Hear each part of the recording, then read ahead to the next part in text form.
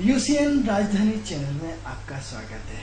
हम अपने कार्यक्रम किस्मत सवारी में नित्य प्रतिदिन की तरह हम आपके साथ फिर उपस्थित रहेंगे। मित्रों, ये कार्यक्रम सिर्फ आपके लिए है, आपकी समस्याओं के समाधान के लिए। अगर आप हमारे कार्यक्रम का हिस्सा बनना चाहते हैं, अगर आप हमारे कार्यक्रम से जुड़ना चाहते हैं, हमारे कार्यक्रम से यदि जुड़ करके हमारे कार्यक्रम का लाभ उठाना चाहते हैं, तो हमारी टीवी स्क्रीन पे जो नंबर चल रहा है उस नंबर पे हमें कॉल करें। इस कॉल करने से आपके घर बैठे समस्या का समाधान हो सकता है। आपको क्या करना है?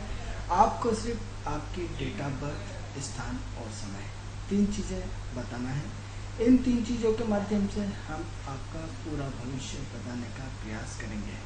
मित्रों, जिन लोगों के पास डेट ऑफ बर्थ, स्थान, समय नहीं है, उन्हें घबराने की बिल्कुल ज़रूरत नहीं है। उन्हें 1 से लेकर 249 के बीच में एक नंबर बोलना है। उस नंबर के आधार पे हमारा होली सिस्टम है। उस सिस्टम के आधार पर हम एक कुंडली बनाते हैं। उस आधार पर हम आपके प्रश्नों का उत्तर देने का प्रयास करते हैं। मित्रों, गणेश चतुर्थी का पावन पर्व चल रहा है। इस गणेश चतुर्थी में भगवान गणेश की रिद्धि सिद्धि के दाता, बुद्धि के दाता, भगवान शिव, माँ पार्वती के पुत्र भगवान गणेश की साधना लगातार कर रहे होंगे। आप ओम गण गणपताय नमः का निरंतर जाप करते होंगे। निश्चित रूप से आप भगवान गणेश को मोदक के लड्डू और दुबा निश्चित रूप से चढ़ाते होंगे। तो मित्रों, ये पल बहुत महत्वपूर्ण पल है। भगवान गणेश रिद्धि सिद्धि के दाता। रिद्धि सिद्धि जिस व्यक्ति के जीवन में आ जाती है, उसको पीछे मुड़ के देखने की जरूरत नहीं पड़ती है। जो भी उच्च वर्ग के लोग हैं या जो भी प्रतिष्ठित और जिनका पेट भरा हुआ है, जो बड़े बड़ी कंपनियां, उन सब पे रिद्धि और सिद्धि का प्रभाव होता है। मित्रों, रिद्धि और सिद्धि के बिना हम आगे नहीं बढ़ सकते हैं। तो ऐसी कंडीशन में समय व्यतीत होता जा रहा है। भगवान गणेश के दिन निकलते जा रहे हैं। इसलिए सुबह, शाम, दोपहर 3 टाइम यदि भगवान गणेश की हम नित्य प्रतिदिन पूजा करेंगे तो निश्चित रूप से हमारे जीवन में परिवर्तन होगा। मित्रों, साधना में अध्यात्म से जोड़ती है, साधना में धर्म से जोड़ती है, साधना में ज्योतिष से जोड़ती है, साधना में नियम से जोड़ती है। भगवान के प्रति समर्पित होने का मतलब भगवान के गुण धर्मों को हमारे जीवन में, हमारे आचरण में लाना। तो मित्रों, जैसे भगवान वैसी भक्ति, वैसा सब कुछ हो जाता है। तो जिस भगवान की हम पूजा करते हैं, उसके गुणधर्म हमारे अंदर आना शुरू हो जाते हैं। तो ऐसी कंडीशन में भगवान गणेश को बारंबार प्रणाम करते हैं, उनकी वंदना करते हैं, उनको बारंबार अभिनंदन का उनसे भक्ति करते हैं। तो इस तरह हम गणेश चतुर्थी मनाते रहेंगे। मित्रों, महत्वपूर्ण जानकारी, जैसे कि हमने बोला था कि एक जानकारी हम आपको रोज देंगे कि जैसे ही आपके गणेश चतुर्थी का पर्व खत्म होगा, इसके बाद श्राद्ध पक्ष शुरू हो जाएगा। श्राद्ध पक्ष की जानकारी हम लगातार आपको, जब तक श्राद्ध पक्ष शुरू नहीं हो जाते, लगातार बोलते रहेंगे। मित्रों, ये बहुत महत्वपूर्ण विषय है, क्योंकि श्राद्ध पक्ष बड़े 11 मतलब पूरे साल भर में एक बार आता है। मित्रों, श्राद्ध पक्ष का मुख्य उद्देश्य हमारे पितरों की शांति होती है। पितरों की शांति। मित्रों, हाँ मित्रों, जिन भाइयों ने हमारा कार्यक्रम नहीं सुना और यदि नए सिरे से सुन रहे हैं, वो विशेष रूप से ध्यान दें कि श्राद्ध पक्ष के त्यौहार जो हमारे पितृ जो है वो अतृप्त रहते हैं, जिनको हम तर्पण नहीं कर पाते हैं, जिनकी हम जो जन्म जन्मांतर से भटकते रहते हैं, हमारे उसकी वजह से हमारे जीवन में बहुत सारी कठिनाइयाँ आती हैं। मित्रों, जो लोग पितरों का तर्पण करते हैं और करवाते हैं या अपने पितरों को तर्पण करते हुए, जल देते हुए श्राद्ध पक्ष के 16 दिन पूरे विधि विधान से अपने आप को पूरी तरह समर्पित कर देते हैं और अपने पितरों का श्राद्ध पक्ष करते हैं, उनके जीवन में खुशियाँ निश्चित रूप से आती है, उनके जीवन में प्रगति निश्चित रूप से होती है। क्योंकि भगवान और मनुष्य के बीच में एक माध्यम जो बना हुआ है वो हमारे पितृ होते हैं। जब हमारे पितृ पक्ष, हमारे पितृ जो है प्रसन्न होते हैं तो हमारी प्रोग्रेस होना शुरू हो जाती है। और पितृ हमसे नाराज होते हैं तो हमारी प्रोग्रेस रुकना शुरू हो जाती है। तो जिन लोगों के जीवन में कठिनाई आ रही, वो निश्चित रूप से मान के चले कि उनके पितृपक्षों का आशीर्वाद कम है या उनके पितृपक्ष परेशान है। तो ऐसी कंडीशन के ये 16 दिन बहुत मायने रखते हैं। यदि आप इन 16 दिनों में विधि विधान किसी योग्य ब्राह्मण से हवन करवा करके अपने इष्ट मित्रजनों को सबको भोजन कराएं, एक गाय के लिए एक हिस्सा गाय का, एक हिस्सा कुत्ते का, एक हिस्सा कौवे का, एक हिस्सा ब्राह्मण का, और एक हिस्सा किसी गरीब का। ऐसे 5 हिस्से निकाले जाए और उनको 5 लोगों को भोजन एक भरपेट रूप से कराया जाए।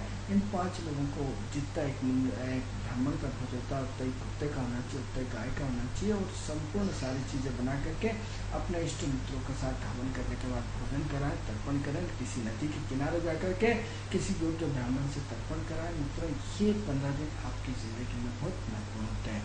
दूसरा मित्रों, यदि आप एक कंडा जला करके उसमें गुड़ रख करके उसमें घी की आहुति यदि आप देते हैं इन 7 वृक्षों में, तो हमारे सीधे पितरों को पहुँचती है।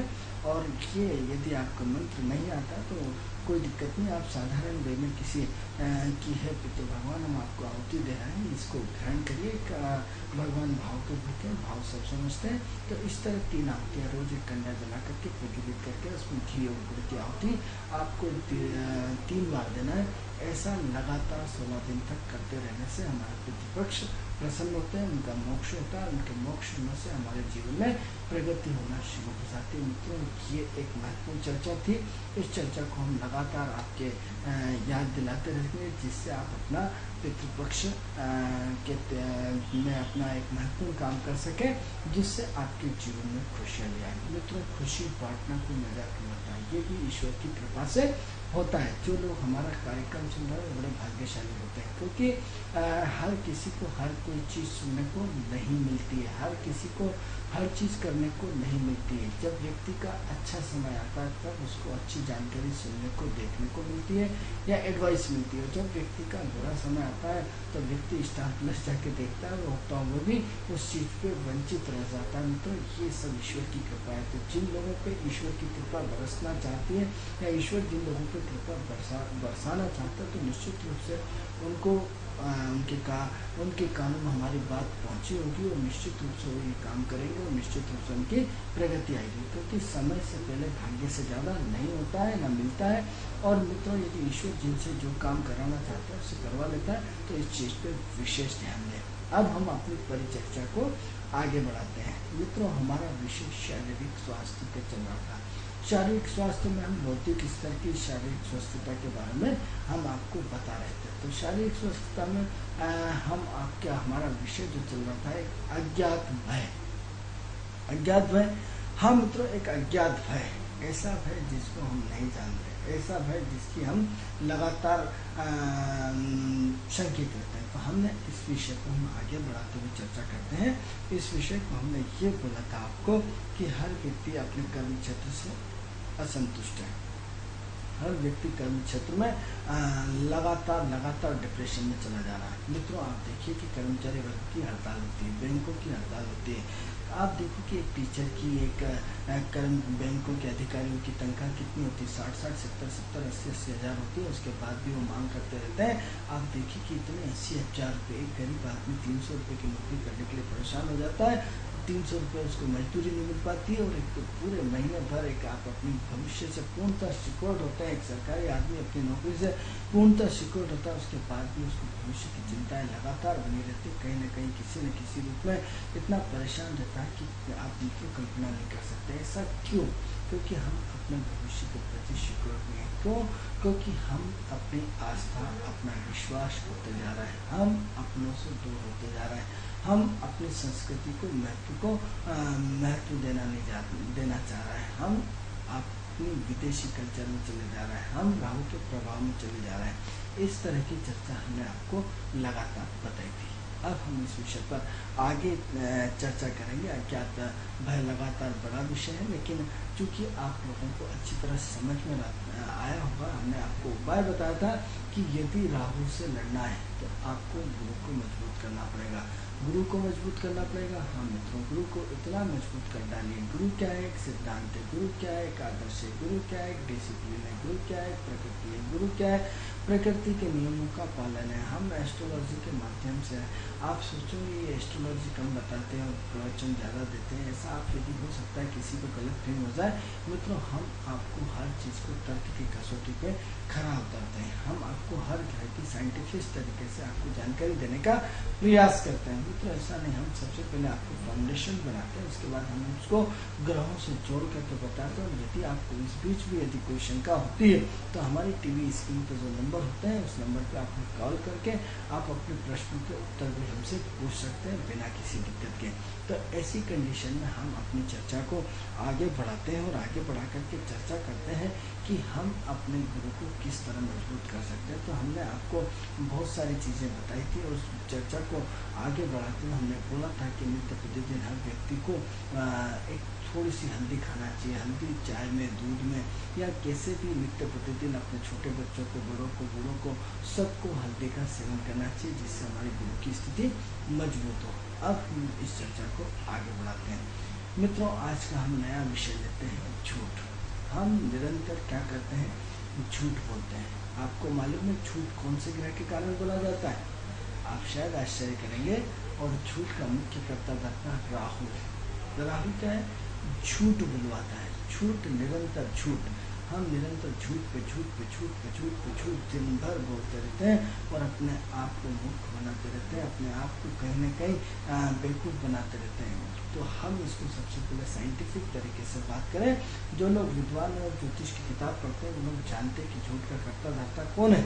इन 9 ग्रहों में से सूर्य, चंद्र, मंगल, राहु, गुरु, शनि, बुध, किसको आप झूठ का कर्ता धर्ता मानेंगे? बहुत सारे लोगों के मन में प्रश्न होगा, लेकिन हम आपको बता देते हैं कि झूठ जो बोलने वाला ग्रह है वो भी राहु है। राहु, हाँ मित्रों, राहु आपसे झूठ बुलाता है। क्योंकि कारण क्या होता है कि जब हम जीवन में किसी से बेईमानी करते हैं, किसी से प्रतिस्पर्धा करते हैं, या किसी से आगे बढ़ना चाहते हैं, या किसी को मात देना चाहते हैं, तो कहीं ना कहीं हमें झूठ का सहारा लेना ही पड़ता है। झूठ, ऐसा झूठ जो हमें चेहरे पे स्पष्ट रूप से दिखने लगता है और आप महसूस कर देते हैं, आपकी आत्मा रिफाइन कर देती है कि नहीं ये आदमी झूठ बोल रहा है। और ये सही बोलने के बाद भी आपको लगता है कि नहीं ये आदमी सही और ये आदमी झूठ है। 2 मिनट में आपकी आत्मा का कॉन्सेप्ट, आत्मा का कॉन्सेप्ट कौन हुआ? सूर्य हुआ। आत्मबल किसके द्वारा बढ़ता है? सूर्य के द्वारा। सूर्य 2 मिनट में आप कितना ही झूठ बोलिए, अगला आदमी आपको बता देगा कि नहीं ये झूठ बोल रहा है, ये सही बोल रहा है। यानी आपका आत्मविश्लेषण विदिन सेकंड के 2 मिनट में हो जाता है और ये महसूस होने लगता है कि नहीं ये बंदा बिल्कुल सही है और ये बंदा बिल्कुल गलत है। तो ऐसी कंडीशन में राहु इसका मुख्य कर्ता धरता है। यानी क्या हुआ? राहु किससे जड़ा आप झूठ के लिए? सूर्य से। सूर्य और राहु की क्या हो गई? 36 का आंकड़ा हुआ। किसका हुआ? ग्रुप ए और ग्रुप बी की लड़ाई लगातार चलती रहती है। ग्रुप ए में कौन कौन शामिल है? ग्रुप बी में कौन कौन शामिल है? ग्रुप ए में मित्रों सूर्य, चंद्र, मंगल, बुध। बुध नहीं लेंगे, इसमें 2 तरह के ग्राफ है, 4 एक तरफ है, 4 एक तरफ है और एक बीच में। एक बीच में, हाँ मित्रों, एक बीच में। तो 4 ग्रह कौन कौन से हैं? सूर्य है, मंगल है, चंद्र है और गुरु है।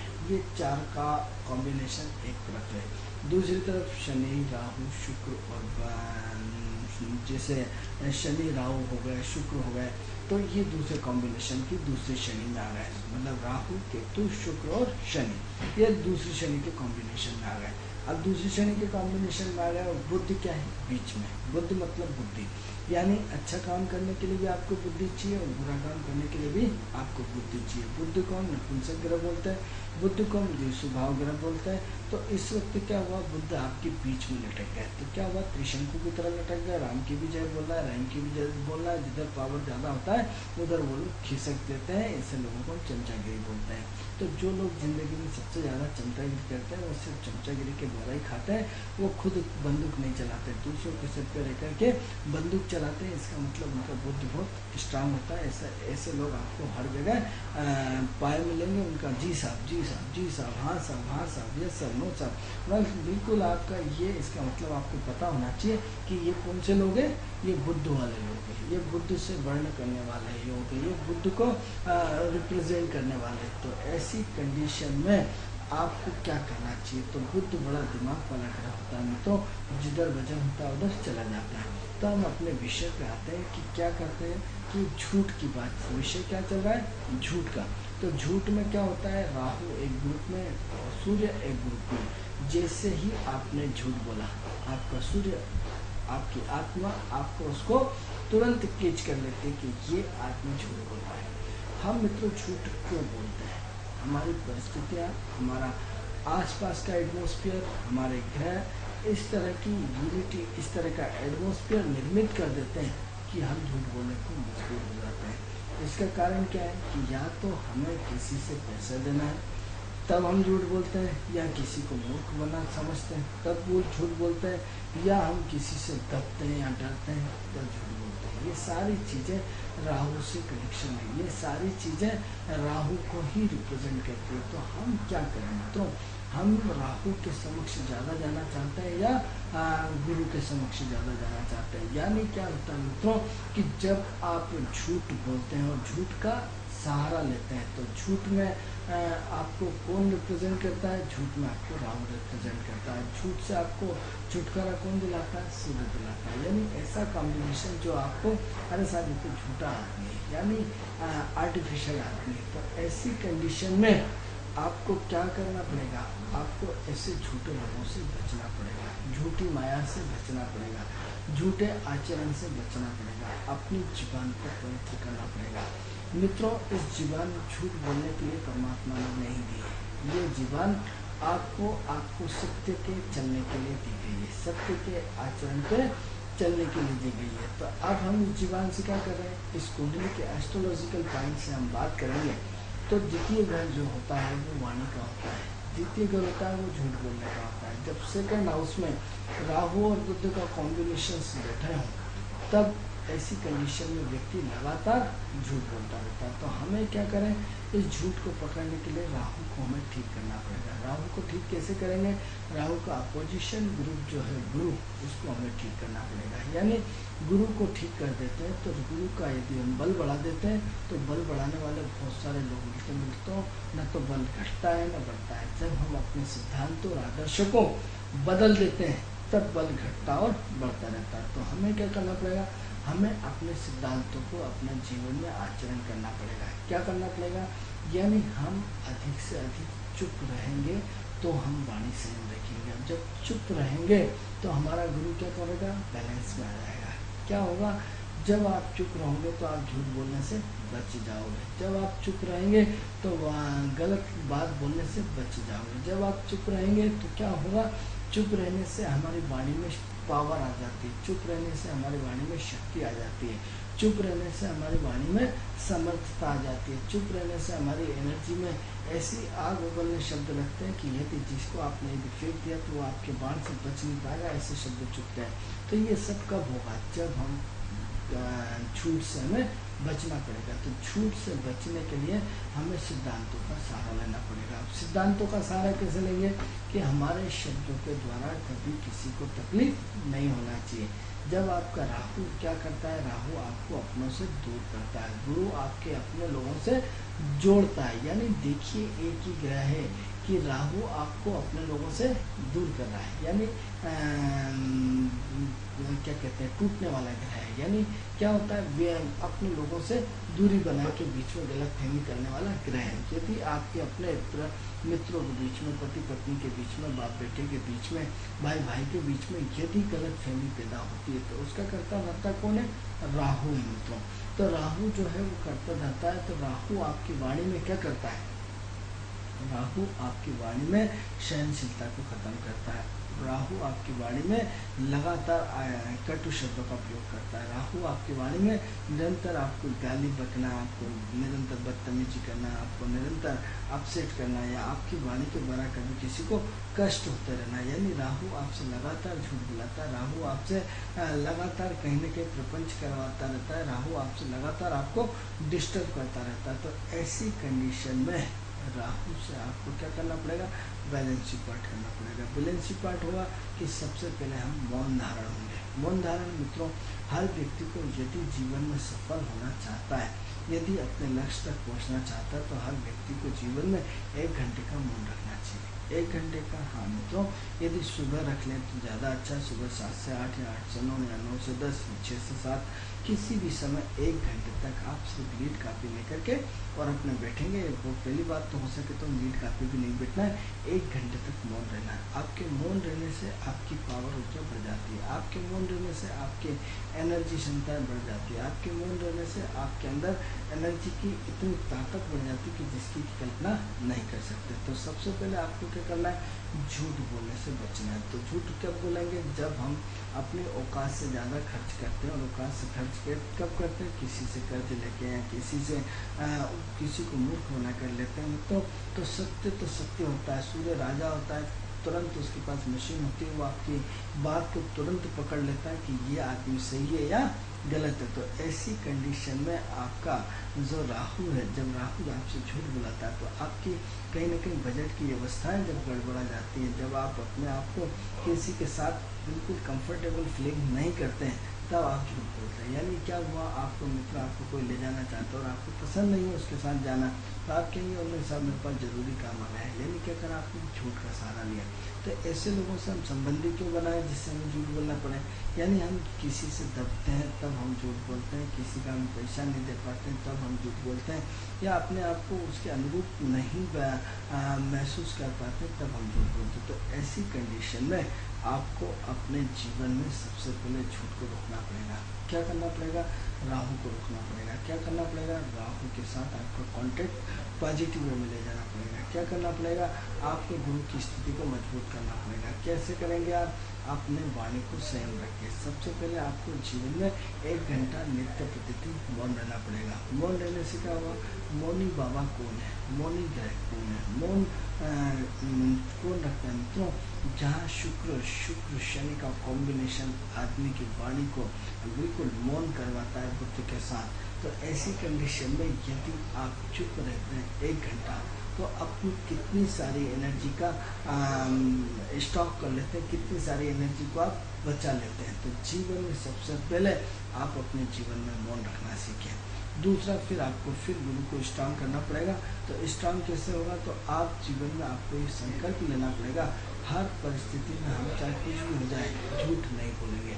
मित्रों, एक झूठ आपकी ज़िंदगी को बर्बाद कर सकता है, एक झूठ आपकी ज़िंदगी को बना सकता है। यदि आप किसी सत्य बोला आपने, हो सकता है किसी पे आपका दिल आ जाए और आपको पूरा बड़े से बड़ा टेंडर, बड़ा से बड़ा काम दे दे, आपको अपना पार्टनर बना ले। तो यदि झूठ वाले लोगों की ज़िंदगी ज़्यादा लंबे समय तक नहीं टिकती है, एक न एक दिन तो झूठ खुलता ही खुलता है और अंततः ये होता है कि आप उस व्यक्ति से दूर हो जाते हैं, उससे संबंध कट जाते हैं।